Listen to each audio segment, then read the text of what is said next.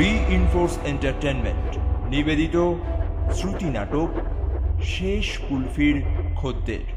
রচনা আশিস কর্মকার, কণ্ঠে সায়ন ঘটক এবং সাহেব দে, পরিচালনায় সাহেব দে।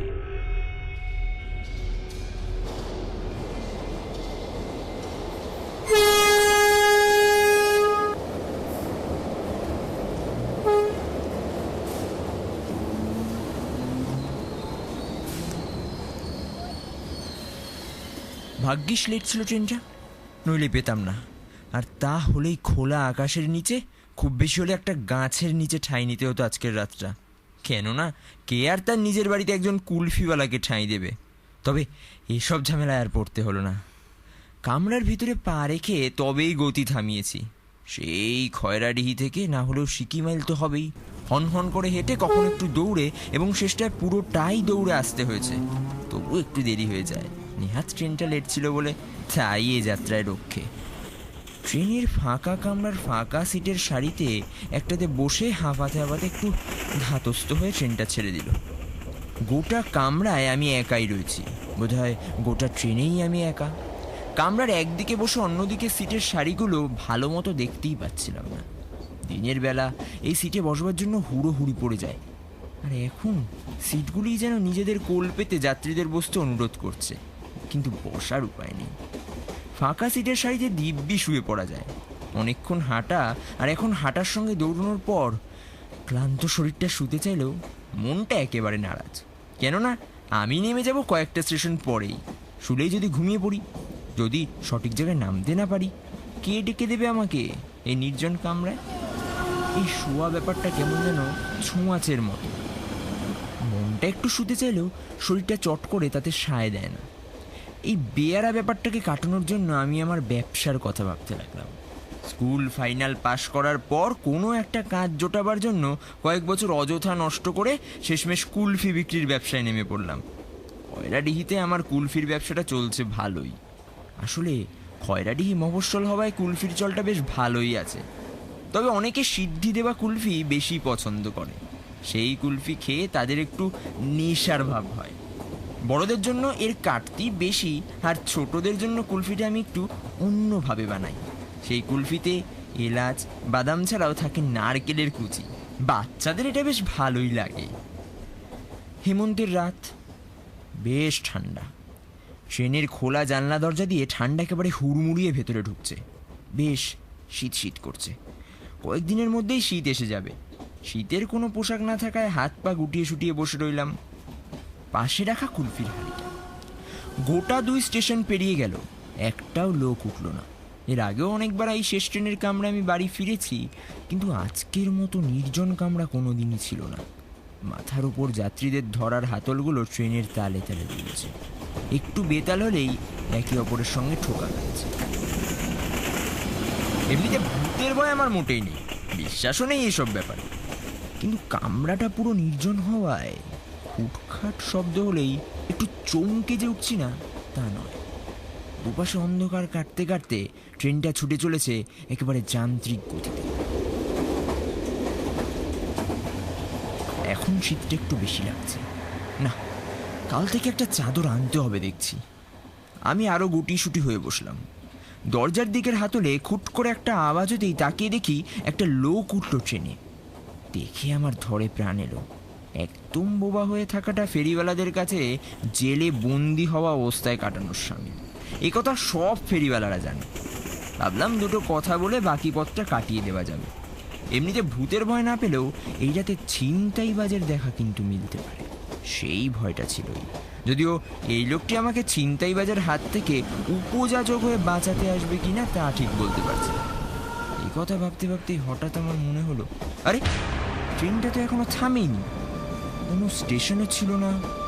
লোকটা উঠলো কি করে? এরকম চলন্ত ট্রেনে তো সাধারণ মানুষ উঠতেই পারবে না। লোকটা ছিনতাইবাজ নয় তো? লোকটি খুব খুব করে কাঁচতে কাঁচতে বার দুই আমার দিকে আর চোখে দেখে নিয়ে ডান দিকে উল্টো দিকের সিটের সারির জানলার পাশে বসল। এ তো ভারী বিপদ। একা একা চলতেও ভয় করছিল, আর এখন একজন সঙ্গী পেয়েও ভয়টা যেন আরো বেড়ে গেল। কি জানি লোকটি ওখানে বসে কোনো মতলব ভাবছে না তো? সময় বুঝে হয়তো আক্রমণ করবে। এই চিন্তাটা আমার হেমন্তের হাওয়ার ঠান্ডা একেবারে কেড়ে নিল। চিন্তায়, টেনশনে অস্থির হয়ে পড়লাম। নিজেকে যথাসম্ভব সামনে নিলাম। আমি যে চিন্তিত হয়ে পড়েছি সেটা লোকটিকে বুঝতে দিলাম না। টাকার থলেটা কোমরে আরো ভালো করে গুজে রাখলাম। কুলফির হাঁড়িটা গোছানোর ভান করে কুলফি কাটার ছুরিটা হাতে নিয়ে একেবারে শক্ত করে ধরে বসলাম। এটাই এখন আমার আক্রমণ ঢোকার শেষ ভরসা। এই অবস্থায় আমি ঠিক স্থির হয়ে বসে থাকতে পারছি না, কিন্তু স্পষ্ট বুঝতে পারছি মাথার বাঁদিকের শিরাটা দপদপ দপদপ করছে। এভাবে বেশিক্ষণ কাটাতে পারলাম না। লোকটিকে ভালো মতো যাচাই করার জন্য একেবারে গায়ে পড়েই আলাপ জমালাম। দাদা, নামবেন কোথায়? লোকটি নিরুত্তর। আবার জিজ্ঞেস করলাম, ও দাদা, নামবেন কোথায়? এবার লোকটি কর্কশ গলায় বলল, হরিনারায়ণপুর। হরিনারায়ণপুর আমার স্টেশনের পরেরটা। একটু নিশ্চিত হয়ে বললাম, আমি শালিকডাঙ্গা। লোকটি আমাকে অবাক করে দিয়ে বলল, জানি জানি। লোকটি জানে? জিজ্ঞেস করলাম, আপনি জানেন? জানলেন কি করে? এবার আমাকে আরো অবাক করে দিয়ে বলল, আপনি এর আগের ট্রেনেই ফেরেন। আজ দেরি হয়ে গিয়েছে। এই ট্রেনটাও পেতেন না, পেলেন লেট ছিল বলে। কথাগুলো শুনে আমার হৃৎপিণ্ডটার গতি যেন কয়েক গুণ বেড়ে গেল। ভয়ে জিভ শুকিয়ে আসছে। আমার সম্পর্কে এত কথা জানে লোকটি। নিশ্চয়ই নিশ্চয়ই আমাকে ফলো করছে। তার মানে কয়েকবার ঢোক গিলে বললাম, আপনি জানলেন কি করে? আমি সব জানি। আপনি খয়রাডি থেকে ওঠেন, কুলফি বিক্রি করেন। হেমন্তের এই ঠান্ডা হাওয়াতেও আমার কপাল ঘামতে শুরু করলো। তার মানে আমার অনুমান নির্ভুল। আমি আসন্ন বিপদের কথা আঁচ করে ছুরিটা আরো শক্ত করে ধরে বসলাম, একেবারে হাত বগল দাবা করে। ট্রেনের কামরায় এখন রেলের সঙ্গে চাকা ঘষা ছাড়া আর কোনো শব্দ নেই। মনে মনে ভাবছি, আমার স্টেশনটা এখন বেশ খানিকটা দেরি আছে, ততক্ষণে ভালোই ভালোই কাটলে হয়। হঠাৎ কামরার নৈশব্দ কাটিয়ে লোকটি বলল, কুলফি আছে? মনে মনে ভাবলাম, আমি তোমায় কুলফি দিতে যাই আর সেই ফাঁকে তুমি আমাকে আক্রমণ করো। ভালোই তো ছক বেঁধেছ। তাছাড়া কুলফি আর নেইও, শেষ হয়ে গিয়েছে। নিশ্চিন্ত হয়ে বললাম, না দাদা, কুলফি আর নেই, শেষ হয়ে গিয়েছে। ভালো করে দেখুন, একটা কুলফি আছে ওই যে তলায়। কি অদ্ভুত! আমি জানি যে কুলফি আর একটাও নেই। শেষ 2-3 জনকে দিয়ে দিয়েছি, একেবারে দিতে পারিনি শেষটা। আর আমাকেই বলছে হাড়ির তলায় কুলফি আছে। ওটাই দিন, পয়সা দিয়ে দেব। বললাম, পয়সার জন্য নয় দাদা, কুলফি আজ শেষ হয়ে গিয়েছে। 2-3 জন ফিরে গিয়েছে, দিতে পারিনি। লোকটি কর্কশ গলাতেই বলল, হাড়ের ভেতর হাত দিয়ে দেখুন না, ওই তো একটা কুলফি আছে, সিদ্ধি দেওয়া। আমি বিরক্ত হলেও মুখে কিছু বললাম না। একটু ভয়ও পেলাম। কি জানি বাবা, বদ মেজাজে যদি আমাকে আক্রমণ করে বসে। তাই ঝামেলা এড়াবার জন্য, বিশেষ করে ওর মাথাটা ঠান্ডা রাখার জন্য, হাঁড়িটা সামনে এনে সেটা বাঁ হাত দিয়ে ধরে ডান হাতটা ভেতরে ঢোকালাম। আমি জানি ওখানে কুলফি কেন, কুলফির খালি খোল ছাড়া আর কিছুই বেরোবে না। কিন্তু ঠান্ডা বরফের তলানিতে আমার হাতটা পৌঁছতেই হাতে যেটা ঠেকলো সেটা সেটা সত্যি সত্যি একটা জমাট বাঁধা আস্ত কুলফির খোল। অবাক হয়ে ওটাকে হাড়ির বাইরে বের করে আনতেই দেখি আমার ধারণা ঠিক। আমি ওটা হাতে নিয়ে লোকটির দিকে তাকাতেই লোকটি খিক খিক করে হেসে উঠল। আমি হলফ করে বলতে পারি ওখানে একটিও কুলফি ছিল না। কিন্তু কিন্তু এটা এখন এখানে এলো কিভাবে? যাই হোক, অত শত না ভেবে আমি লোকটাকে ঠান্ডা রাখার চেষ্টা করলাম। কুলফিটা শাল পাতায় রেখে ছুরি দিয়ে কেটে ভয়ে ভয়ে নিয়ে গেলাম লোকটির কাছে। আবার খিক খিক করে হাসতে হাসতে আমার দিকে হাত বাড়িয়ে হাত থেকে শাল পাতাটা নিল। বলল, খেয়ে নিয়ে পয়সা দিচ্ছি, আপনার নামতে তো এখন অনেক দেরি আছে। বলেই লোকটি কুলফি খেতে শুরু করে দিল। বাহ, 2 টাকাতেও এত ভালো কুলফি পাওয়া যায় আজকাল। আমি অবাক হয়ে গেলাম। কুলফির দামটাও জানা? বললাম, আপনি এর দাম জানলেন কি করে? আমি তো আপনাকে দাম বলিনি। লোকটি কুলফির এক টুকরো মুখে ফেলে খিক করে হাসতে হাসতে বলল, আমি জানি জানি। আস্তে আস্তে ফিরে এলাম নিজের জায়গায়। লোকটিকে দেখা অবধি আমার একের পর এক অবাক হওয়ার পালা চলছে। জানি না এর শেষ কোথায়। কিভাবে লোকটি আমার সম্পর্কে এত কিছু জানলো, কিভাবেই বা এরকম চলন্ত ট্রেনে উঠে পড়ল। এবার লোকটির দিকে তাকাতেই আমি চমকে উঠলাম। লোক কোথায়? এ তো এক কিশোর ছেলে, কুলফি খাচ্ছে। আমার দিকে তাকিয়ে হাসলো, সরল হাসি, ঠোঁটের ওপর হালকা গোফের রেখা উঠেছে। কি অদ্ভুত! একটু আগে পর্যন্ত দেখলাম একজন মাঝবয়সী লোক। নিজের চোখকে বিশ্বাস করাতে পারলাম না। রাতের নির্জনতা খান খান করে দিয়ে ট্রেনটা একবার হর্ন দিল। আমি আবার আর চোখে তাকালাম। এবার শুধু চমকে উঠলাম না, রীতিমতো স্তম্ভিত হয়ে গেলাম। একজন থুরথুরে বুড়ো কুলফি খাচ্ছে। আমার দিকে তাকিয়ে মুচকি হাসল। চোখ দুটো যেন চোখের পাতা চিরে বেরিয়েছে।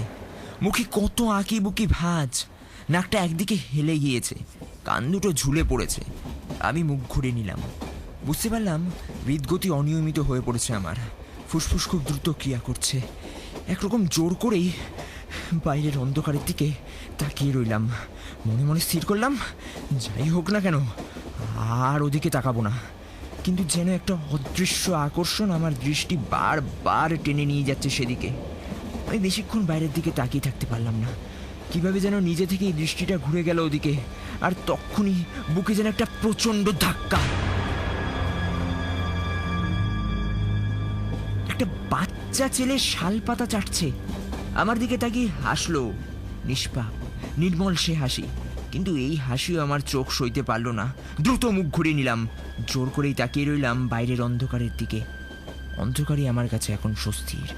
কিছুক্ষণ পর আবার মনে হলো লোকটা জাদুকর নয় তো। জাদুকররা এরকম রূপ ধারণ করতে পারে বলে শুনেছি। লোকটি কিন্তু এখনো পর্যন্ত আমার কোনো ক্ষতি করেনি, বা সে চেষ্টাও করেনি। আমি হয়তো ভুল ধারণার বশে টেনশন করছি।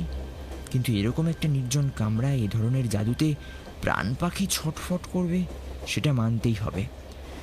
এই পরিবেশে আমি নিজেকে ঠিক মানিয়ে নিতে পারছি না। টেনশন কমলেও মনে মনে একটা উত্তেজনা হচ্ছে বেশ। এখন আমার স্টেশনটা এলেই বাঁচি, নেমে গিয়ে মুক্তি পাই। বাইরের দিকে তাকিয়ে কোন স্টেশন এলো তা দেখার চেষ্টা করছি। এমন সময় কাঁধে কি একটা লাগলো ভেবে একটু ঘাড় ঘোরাতেই চমকে উঠলাম। 2 টাকার কয়েন নিয়ে লম্বা একটা হাত আমার কাঁধের কাছে। লোকটির দিকে তাকাতেই আরও একবার চমকে উঠলাম। প্রথমে যে মাঝবয়সী লোককে দেখেছিলাম সেই হাত বাড়িয়ে রয়েছে, হাতে 2 টাকার কয়েন। লোকটির হাতটা কিন্তু সাধারণ মানুষের মতোই। হেসে বলল, আপনার কুলফির দামটা নিন। আমার মাথা বন বন করে ঘুরছে। এই হাতটাই তো এই একটু আগে আমার কাঁধের কাছে দেখলাম। কিছুক্ষণ ধাতস্থ হবার চেষ্টা করলাম। লোকটি আবার বলল, কুলফির দামটা নিন। আরে আপনি তো নামবেন। এবার আমি দুরু দুরু বুকে কাছে গিয়ে জিজ্ঞেস করলাম, আপনি জাদুকর? লোকটি খিক খিক করে হেসে বলল, জাদুকররা তো মিথ্যে রূপ ধারণ করে, আমাদের রূপ মিথ্যে নয়। তার মানে আপনি গুণিন বা? লোকটি আমাকে আর বলার সুযোগ না দিয়ে কর্কশ গলায় চড়া সুরে বলল, অত শত জেনে আপনার কি হবে? আপনি দামটা নিন, আপনার স্টেশন তো চলে এলো। দেখলাম সত্যি তো তাই। আমাকে তো এবার নামতে হবে। শেষ বেলা যদি 2 টাকা আয় হয় মন্দ কি? লোকটি জাদুকর কিনা তা জেনেই বা আমার লাভটা কোথায়? টাকাটা পেলেই তো হলো। আমি হাত বাড়ালাম। লোকটি কয়েনটা আমার হাতে দিতেই যেন বরফের ছ্যাঁকা লাগলো। কয়েনটা বরফের মতো ঠান্ডা। তারপর দেখি লোকটি খিক খিক করে হাসতে হাসতে আমার দিকে তাকিয়ে রয়েছে। যদি দেখতে ভুল না করি তবে বেশ বুঝতে পারছি লোকটি হাসতে হাসতে ছোট হয়ে যাচ্ছে আমার চোখের সামনে। আমি অবাক হয়ে দাঁড়িয়ে রয়েছি। লোকটি হাসতে হাসতেই বলল,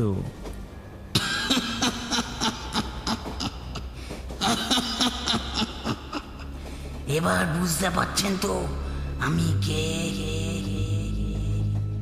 কথাটা যেন ট্রেনের ফাঁকা কামরায় প্রতিধ্বনিত হয়ে ফিরল।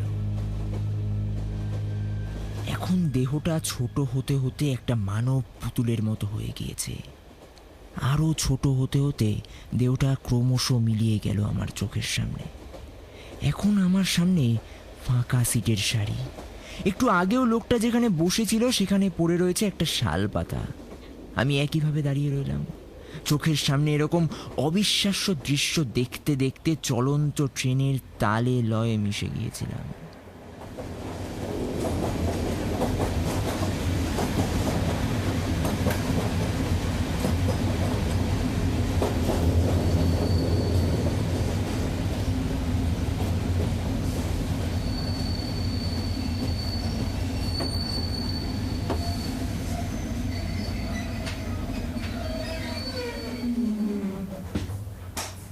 সম্বিত ফিরে পেলাম ট্রেনটা থামতে। নিজেকে ফিরে পেলাম নিজের মধ্যে। আর নিজেকে ফিরে পেতেই আমার সমস্ত শরীরটা কাঁটা দিয়ে উঠল। হাতের কয়েনটা ছুঁড়ে ফেলে দিয়ে দৌড়ে নেমে গেলাম ট্রেন থেকে। হন হন করে হাঁটা লাগালাম বাড়ির দিকে। আমার কুলফির হাঁড়ি পড়ে রইল ট্রেনের ফাঁকা কামরায়। পেছন থেকে শুনতে পেলাম ট্রেন হর্ন দিয়ে এগিয়ে চলেছে।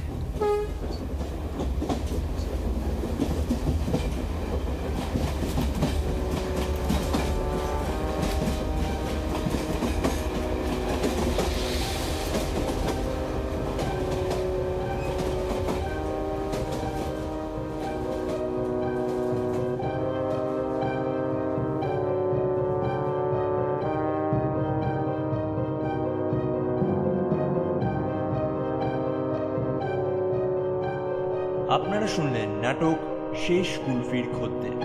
এই নাটকে কুলফিওয়ালার কণ্ঠে সায়ন ঘটক, খদ্দেরের কণ্ঠে সোমনাথ দে। সমগ্র নাটকটি সম্পাদনা এবং আবহে সায়ন ঘটক।